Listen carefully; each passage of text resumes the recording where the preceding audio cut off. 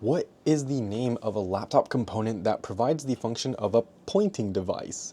Well, okay, open your nearest laptop, look at it. What do you use to move the cursor on your screen? That'll give you a hint to that answer. It's not going to be the FN keys. That's wrong because type the FN keys, nothing's going to happen to your mouse.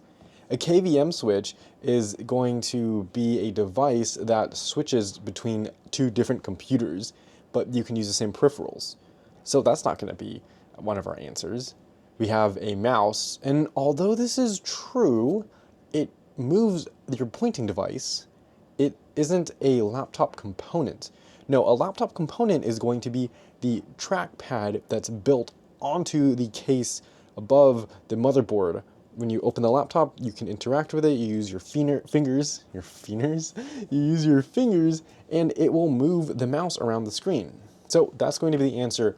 A trackpad is the name of a laptop component that provides the function of a pointing device.